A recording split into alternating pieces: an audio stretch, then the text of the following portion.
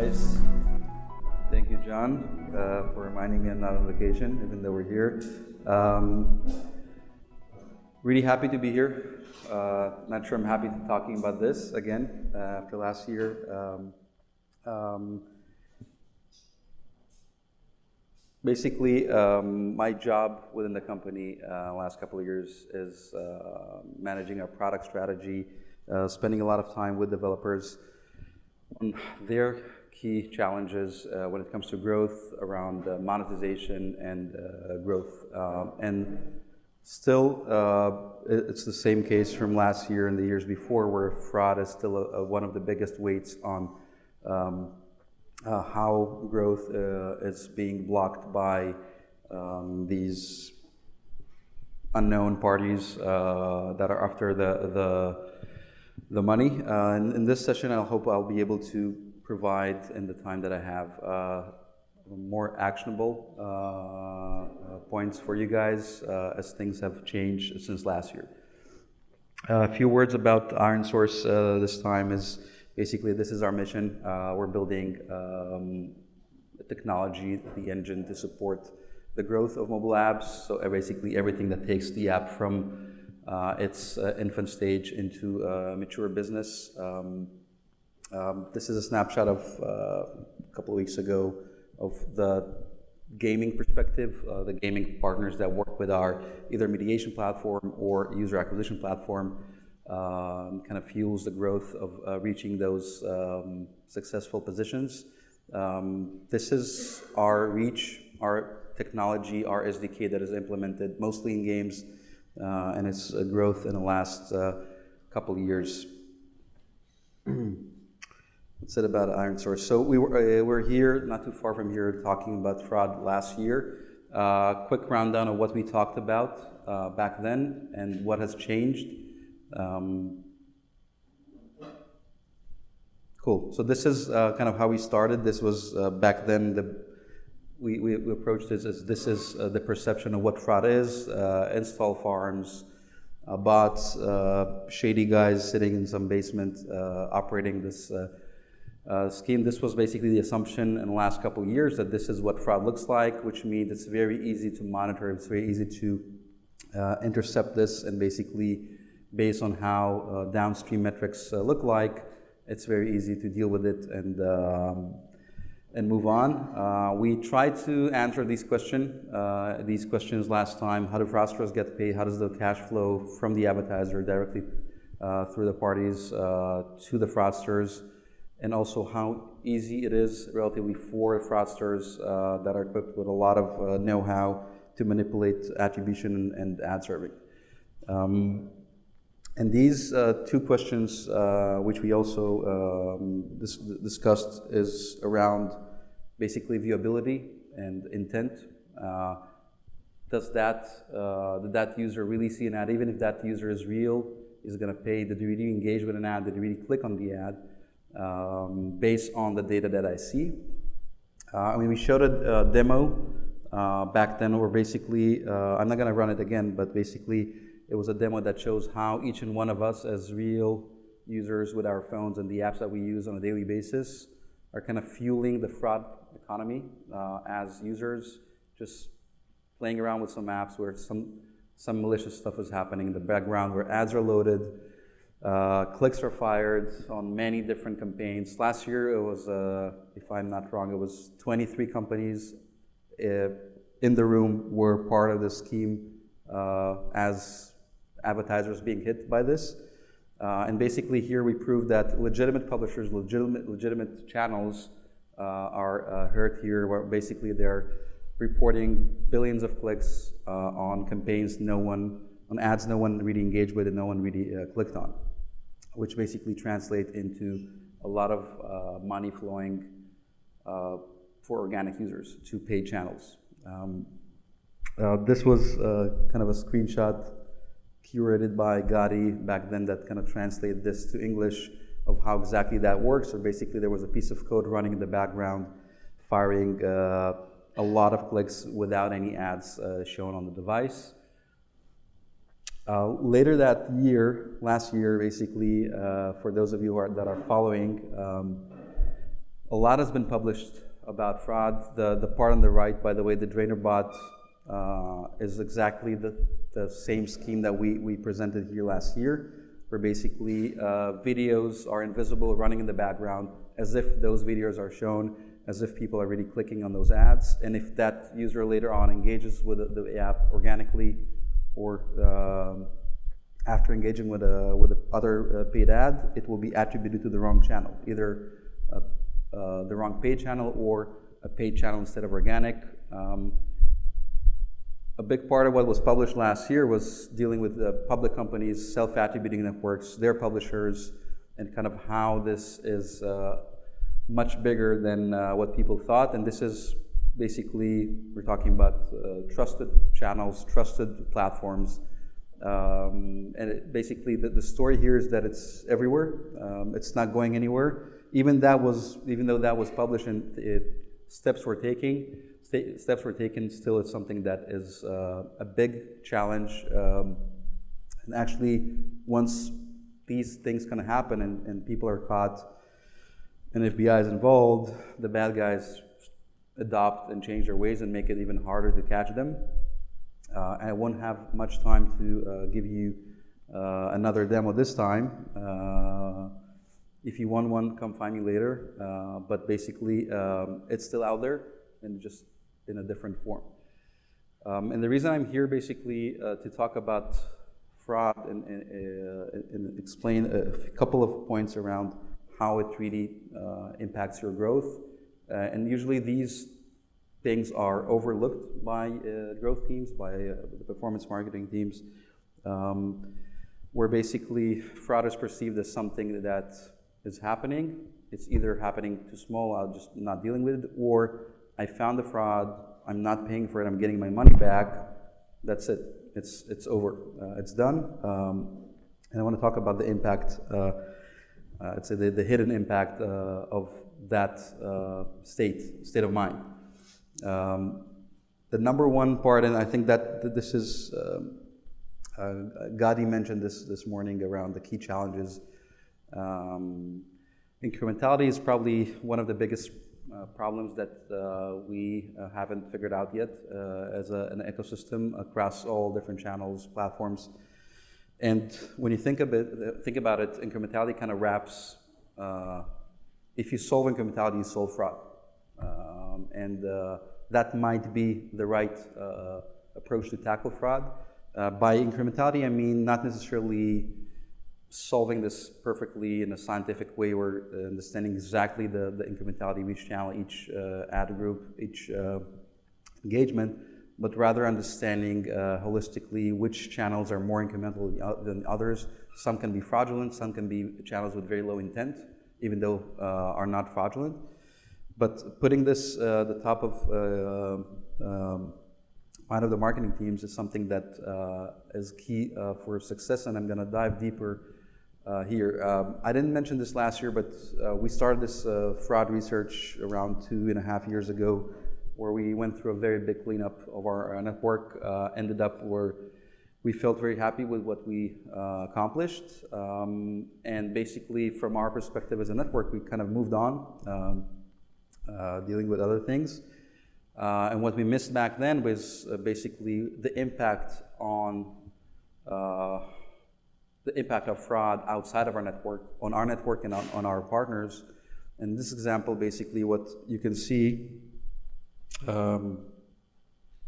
is on the left is basically something that we identified within our network, where we have many examples of these, but basically a campaign that was performing very well. This is I think this is an iOS US targeted campaign, performing pretty well. The spikes are weekends, and then suddenly, without any changes to the campaign, targeting the bids, the supply perspective, no one touched that campaign, no one overbid that campaign. Suddenly, the campaign dropped. And basically, what happened after kind of investigating any technical issues, attribution setup, anything up, any updates in the app, and anyone touching the tracking configuration, we realized that a force outside of our network impacted our performance. And the bottom line was that we realized that if we look at suppression data, where we look at all the installs that are attributed to us as a network and all the installs that are not attributed to us. Those would be paid, organic, we couldn't care less. And those installs are, their main purpose is to not waste impressions moving forward. So if a channel knows that, if you're following that best practice, if a channel knows all your installs, then they would not target those users the day after an install, whether they were acquired by that channel or not. This means your eCPMs are optimized, you're not wasting impressions. What we try to identify, and that's the purple part, is how big is the part of those users that installed this specific app after engaging with an ad on Ironsource. So we have users that are viewing an ad, clicking an ad, downloading within, in this case, less than 3 hours, which is where most of the lion's share of the high intent users are. However, there's massive amounts of users that do that. They view, they click, they install, they open within less than 3 hours. However, they're attributed to a different channel. And we started monitoring this purple part of the pie. We saw that whenever it spikes above certain thresholds, this means that the marketing team of that specific advertiser, they just turned on a fraudulent channel. That channel would be click spamming, click injection, all the terms that you guys are familiar with. And this basically led us to a point where we started researching this and understanding how big of a problem it is and how important it is to tackle it and speak about it. We couldn't, we're not selling an anti-fraud tool here on the stage, but basically we use this tool to understand if a marketer is buying from fraudulent channels. The type of fraudulent channels that are not the bust, the farms, it's the channels that are basically taking credit for other organic or paid users, real users, paying users, high quality users, the users you guys are after.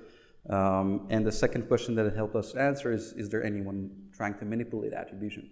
So channels that will be over-reporting views, over-reporting clicks, reporting clicks on the impression, on the completed view, trying to inflate their attribution footprint. And it helped us achieve that understanding of which clients are engaging with these channels. And when working with the marketing teams for these advertisers, which I think by now it's in the hundreds, we realized that when you look at their data holistically, from their perspective, when they turn on UA, they expect a certain incrementality from a channel. So let's say that the first channel they would turn on would be Facebook. Their installs would grow overall. Obviously, no channel is 100% incremental for many reasons, but for the sake of the example, that would be the expectations, that if I start spending money, my overall installs will grow. I need to understand incrementality to understand how to bid, right? So if you only look at the orange part here, and that would be probably the #1 mistake that we've seen in the last couple of years from marketing teams, is whenever a new channel goes live, all eyes are on that channel. Is it pacing? Is it hitting the performance goals? Does things look okay? But not looking overall, not asking yourself, is the channel incremental at all? And trying to gauge with the tools that we have today, roughly how incremental is it and what should I do about it, and finding that balance in terms of bidding and finding that strategy. Obviously, when you onboard another channel, that's what you would expect to happen. And when we looked kind of back 9, 12, 15 months, we saw that when new channels went live, some of them looked like this. So these gray channels were performing well, they were driving high ROAS, everything looked great, except some few weird metrics. But overall, people that were in charge of those channels were very happy. Within those teams, the overall installs were not monitored correctly. The overall profit, right? So how much you spend and how much you earn in revenues from your paid and organic users, that was not monitored properly. The contrary, I would say. So after a couple of months, people saw that spend is going up, profits are actually going down, not on the paid channels only, but actually on the overall app front. And when looking deeper, this is actually how it looked like. When fraudulent channels are involved, the impact on the portfolio, the overall installs of that app is actually going down. And that's something that when I think that this is a gap that is usually hard to close in 30 minutes. But when you're buying from fraudulent channels that are involved in attribution manipulation, these guys are fighting for last click. So those last clicks would be on organic users, right? So this means you're paying for your organic users. That's the easiest part to understand. I just paid for organics, I'm going to get my money back, we're good. But the impact on the other channels is actually pretty detrimental, and that's the example that you saw in this case. What you saw here basically is that we as a channel stopped serving ads. It stopped converting. And the reason it stopped converting because someone else was becoming last click. And the eCPMs tanked. And that's why we stopped serving ads to new users, so overall installs went down. This can be with, with any video channel. This can also be with self-attributing channels, which usually also is overseen because the way self-attributing platforms work is basically based on their perspective of data, but at the end of the day, when you look at the discrepancy between what the self-attributing channels report and what you will see in your attribution dashboards, the second you turn on a fraudulent channel, your discrepancy just spiked from 5% to 30%. That means the same impact is on organics and on other channels, and essentially if you're doing your job right, you're probably going to follow up with either lowering budgets, lowering bids, adjusting bids according to the discrepancy that you're measuring in your attribution perspective. And the question that I will try to help you guys figure out in the next slide is, where are you guys today? Are you in this part of life cycle where you're stuck in this stagnation, where actually you're paying for organics and you're losing the profits from this opportunity cost to be on this 135,000 line? And in order to understand that, you can take a photo of this slide, but basically you guys can go back home, do this exercise, pull all your metrics, last 2 years, daily, full funnel, organics paid per channel. By full funnel, I mean impressions and clicks included. Pull your total downloads and revenues from the Google Developers Council, iTunes Connect, and put it in the sheet. Pull your self-attributing network daily aggregated data, and basically build that stacked area graph and try to see what happens when certain suspicious channels or other channels turn on or they change something. Look at how it impacts your other channels, how it impacts organics. Try to monitor self-attributing networks versus attribution discrepancy. Whenever the discrepancy spikes, zoom in on that date, that week, you'll find some good stuff there. It might be too late to get your money back, but it might make you smarter moving forward. The store versus attribution discrepancy, which should be also steady. The second it spikes, usually it would be fake installs, farms driving, fake conversions, and validated receipts. That would be basically the second that spikes, check which channel went live, which sub-publisher went live, and try to monitor overall profit and put this in your weekly, monthly process. And I promise you that no matter who you are in this room, you'll find some interesting stuff there. And we can follow up later if you guys need more advice. Creative insights, this is key, even this is perfect timing after the previous panel. Creative can really make or break your year. If you find the right creative, how much you can scale, how profitable you can be. This is probably the second thing in line after fraud.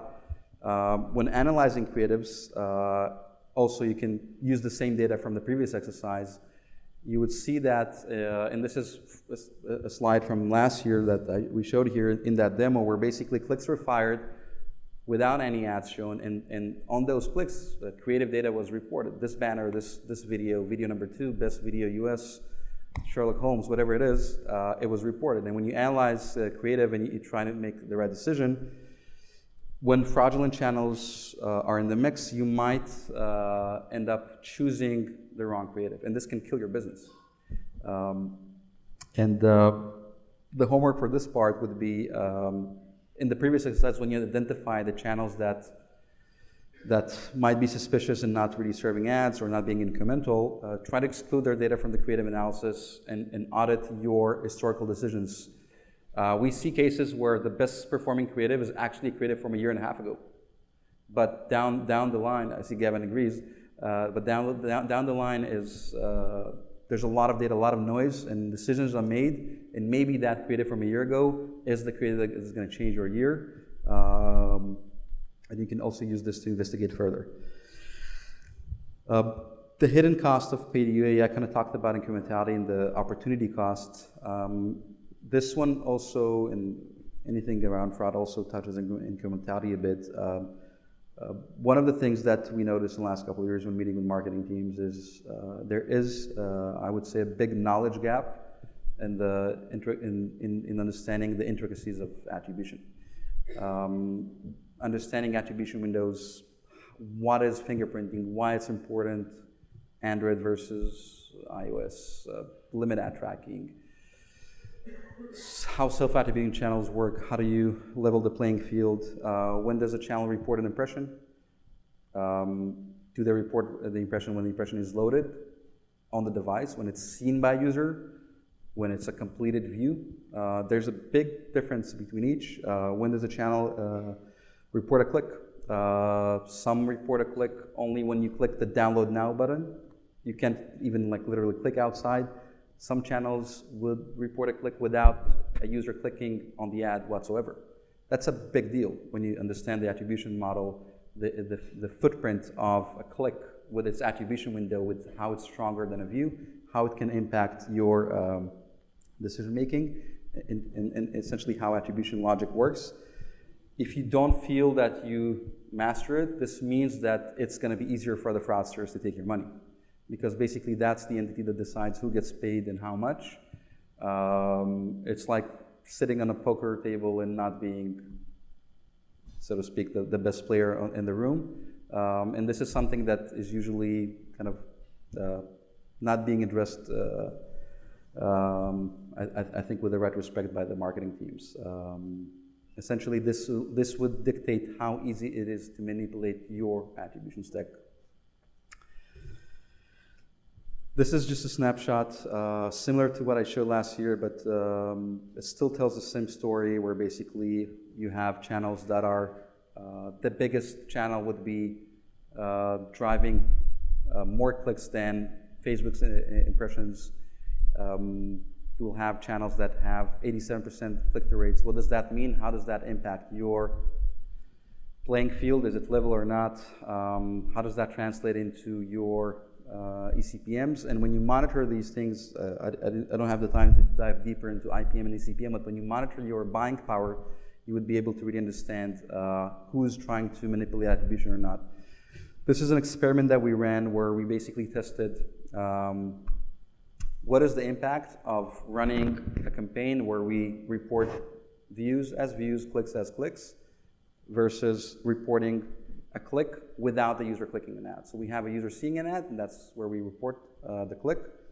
That would be, depends who you're asking, but that would be click spamming. This was a test that was approved by the advertisers and tried to prove the point here. But the impact that was in this experiment was that the eCPM was 50% higher. And an eCPM 50% higher can be 10 times higher the volume, 12 times higher the volume. Depends on where you are ranked in that waterfall array. The reason for the eCPM to be higher is basically with those clicks being fired in that framework, we took credit for other channels users that viewed after us, even though our view was 6 days before the install, we reported a click. And that basically got us the credit, even though there was someone that's viewing an ad 30 minutes before the install. Same thing for organics. That is why CPM is so higher. And if you take credit for so much more users, and some of them are organics, your ARPU is going to be higher as well, right? So basically, the next step would be, okay, I really like the quality. I'm increasing my bids. I'm going to actually scale this even more further. This is how a channel like this becomes number one, big of Facebook, Google combined. Essentially, you're financing this with, most of it is your own organics, and it's not the right way to analyze it. By leveling the playing field, I mean when you master attribution, you understand the impact of manipulating attribution. You try to zoom in and you can flag changes, spikes in click-through rates, IPMs, which is installs per mil, changes in eCPM. When you look back in that exercise in the last 2 years, you would find weird things happening, and you can investigate further. And when you find those spikes, zoom in on the impact on organics, the impacts on your profit. What has changed? Was that really a good thing that happened, that your eCPM went up? If you enforce view on the view level, click on the click level, and adjust attribution windows based on what that channel deserves in terms of intent, in terms of incrementality, that can really help you clean up as much as possible in terms of the noise, and at least have some confidence that you're making the right decisions. A big thing that's happening in the last year and a half, I would say, is a lot of the teams we're seeing are implementing anti-fraud tools. I think there's like 5 times more anti-fraud companies this year than last year. It's becoming a process where basically someone is tasked with, okay, let's pick one, let's implement it, let's test it. We see a big difference in the churn of these kind of solutions. Just a few pointers when you think about not doing anything, picking an attribution level real-time tool or other third parties. Things to keep in mind is in your due diligence process, understanding the incentive, who's getting paid for what on these tools, the big difference between real-time versus after the fact. So in my example, if a solution is helping you recoup back your wasted ad dollars, but it's not attributing to the right source, this kind of means that it's not going to drive the right eCPM to the right channels, and it's not really going to fuel your growth on the incremental channels, which basically means it's going to help you get some of your money back, but it's not dealing with the bigger elephant in the room, which is the opportunity cost. Does it impact your campaign performance? Some of these solutions wrap your tracking links and kind of monitor things as part of the redirection process, which is going to hurt your performance, and it needs to be worth it. The operational overhead of dealing with this monthly, and I think this is one of the biggest reasons why the churn is high. It usually sticks for 2-3 months from what I've seen. There's some new guys coming up, so I hope it's going to be better for them, but essentially the time spent by the UA team every month getting their money back, not really succeeding in it, not really attributing to the right channels it has its own opportunity cost. They're not dealing with creative optimizations, they're not dealing with retargeting, they're not dealing with strategy, and that's expensive. And essentially, when you look at all these tools and the things that we covered so far, think about what other things you should put in place in terms of your processes to cover your blind zones. So even if you implement these tools, still, it's something that essentially it's never enough, because this still can happen. Cool, this is the 5th one, which is kind of fraudulent. It's not a real pointer, so it's me being the fraudster here. Basically, you have to do your own homework. I'm not familiar, and I wish I knew someone, and I definitely would love to endorse someone that really solves the problem, or solves most of it, but you have to do your own homework. You can't rely on anyone out there. It's your business, it's your job, it's your responsibility at the end of the day to make things work.